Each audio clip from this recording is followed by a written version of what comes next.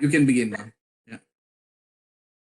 माँ, जब हम स्वभाव में रहते हैं तो दूसरे हमसे कोई बात कर रहे हैं, एक दूसरा जीव आके हमसे कुछ बात कर रहे हैं, तो क्या हम वो सुन पाएंगे क्या? हाँ, क्यों नहीं। जब हम अपने स्वभाव में हैं तो कोई हमसे क्या बात कर रहा है, कोई क्या स्थितियां पैदा हो रही है, हम चाहें तो उनको सुन सकते हैं और हम चाहे तो ना सुने। स्वभाव की स्थिति में हम अपने मास्टर होते हैं, फिर हमारी मर्जी क्या हमें क्या स्विच ऑन करना, कहाँ स्विच ऑफ करना, सुनना है या नहीं सुनना है। हम नहीं सुन सकते, बल्कि सही अर्थों में तो सुनना पैदा ही तब होगा जब हम स्वभाव में हैं। अभी हमें लगता है हम दूसरों को सुन रहे हैं, पर हकीकत में हम नहीं सुन पा रहे हैं, क्योंकि हमारे दिमाग के विचार लगातार बोल चलते जा रहे हैं और हमारे भीतर लगातार कुछ बातें चल रही है, वे हमारे सुनने को करप्ट कर रहे हैं। जब हम स्वभाव में होंगे तो हमारे भीतर कोई विचार नहीं चल रहा होगा। उस स्थिति में हम हमारी मौज, हम सुनना चाहे तो हम परफेक्टली सुन पाएंगे, और नहीं सुनना चाहे हम बंद कर दे, स्विच ऑफ, मुझे कुछ नहीं सुनना। अब हम अपने स्वामी हुए, मालिक हुए, उसी को नाथ बोला गया। हम दूसरों को सुन पाएंगे स्वभाव में रहते हुए। जी थैंक यू।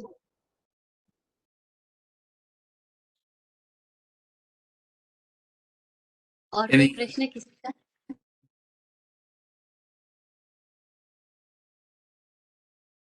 मुझे एक प्रश्न था कि ये गुरु तत्व का जो महत्व कितना है। यानी आप आज सब खुद की तरफ ही आपका पूरा ये था, मगर गुरु तत्व का भी महत्व है, तो उस गुरु तत्व का महत्व कितना है? आपका प्रश्न है कि जब खुद को ही यात्रा करनी है तो गुरु तत्व का महत्व कितना है। गुरु तत्व डॉक्टर की तरह है। जैसे डॉक्टर ऑपरेट करने में मदद करता है, ऑपरेशन कर सकता है हमारा, लेकिन आंख तो हमें खोलनी होती है। वो आंखों का ऑपरेशन कर सकता है, लेकिन देखती हमारी आंख है। ऐसे ही गुरु वह है, डॉक्टर की तरह, चिकित्सक की तरह, जो हमें हमारी बीमारी का परिचय करवाता है और बीमारी से मुक्त होने के लिए इलाज में हमारी पूरी मदद करता है।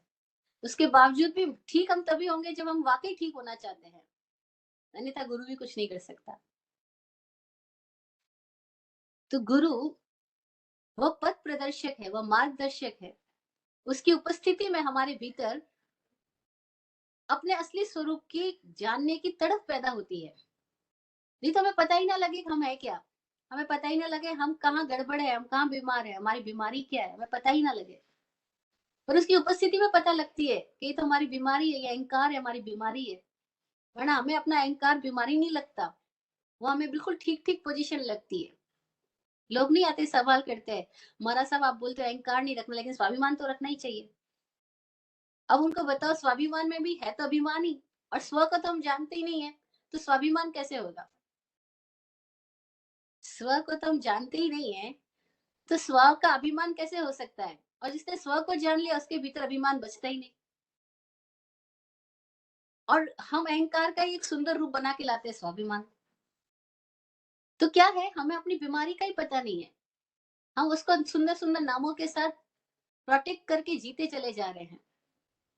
गुरु है जो हमें बताता है हमारी बीमारी क्या है, वो डॉक्टर की तरह है। गुरु है जो हमें हमारा निदान करने की विधियां देता है, ये तरीके से आप साधना करोगे तो आपकी बीमारी का निदान हो जाएगा। तो गुरु डॉक्टर की तरह है। उसके बावजूद मरीज खुद को ठीक करना चाहे तो ही वो ठीक हो सकता है, अन्यथा कोई डॉक्टर किसी मरीज को ठीक नहीं कर सकता। और वो दवाई बता सकता है, दवाई लेनी किसको पड़ेगी, मरीज को। गुरु मार्ग दिखा सकता है, चलना किसको पड़ेगा, साधक को।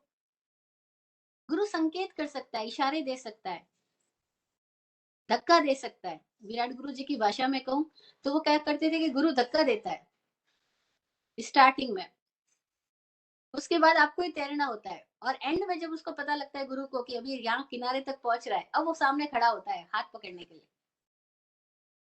बस कि अब गुरु सामने खड़ा, अब छलांग लगा लो, हाथ पकड़ा जा सकता है। बीच में गुरु नहीं सहायता देता, वो कहता है इसको खुद को तैरने दो, खुद को ही तैरने दो। धक्का दे दिया, मार्ग दिखा दिया, चलना तो साधक को पड़ता है। गुरु महत्वपूर्ण है, लेकिन गुरु तभी महत्वपूर्ण है जब वाकई शिष्य तैयार है, शिष्य समर्पित है, शिष्य जिज्ञासु है, शिष्य मुमुक्षु है, उसके भीतर तड़प है, तो गुरु उसको मार्गदर्शक बनता है। जय गुरु।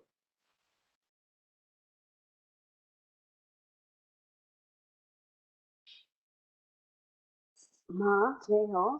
तो क्या गुरु की धारणा करनी होती है कि हमारा यही गुरु है, हम एक ही गुरु को मानना है?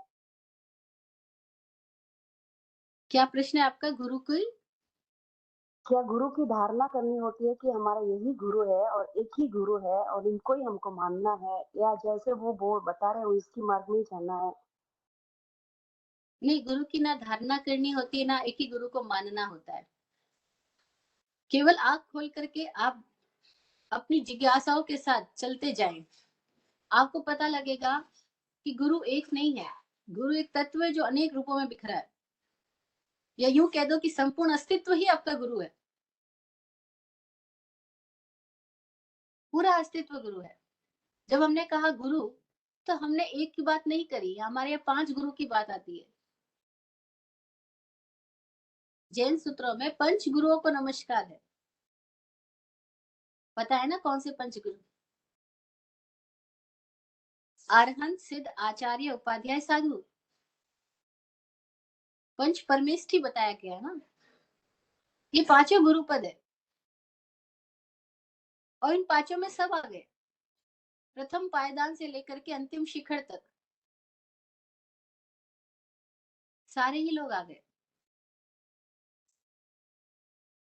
हम जहाँ खड़े हैं वहीं से यात्रा शुरू करते जाए, तो हमें पग पग पे गुरु तत्व मिलता जाएगा। गुरु की कृपा, गुरु से दृष्टि मिलती जाएगी। जो चल रहा है उसको मार्ग में रहे हुए हर लाइट उसको काम देगी, और जो चल नहीं रहा है वो एक लाइट के खंबे को पकड़ के बैठ जाए कि बस मिल गया गुरु, एक लाइट का खंबा मिल गया, वो चले ही ना, आगे बढ़े ही ना, तो क्या होगा?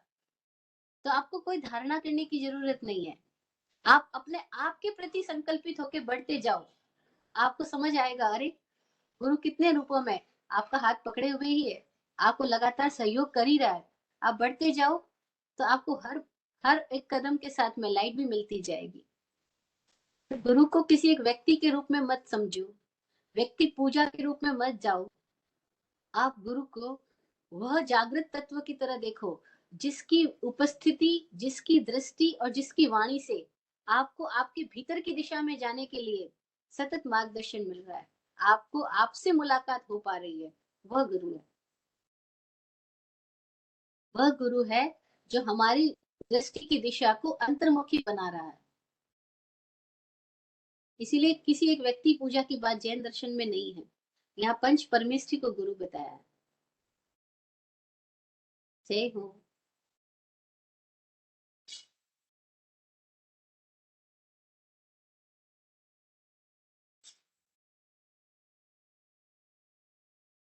Any other questions, comments?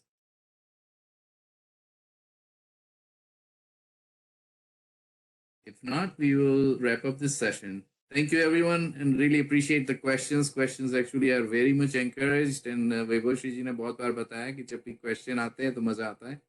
So please bring your questions. Okay. Thank you, everyone.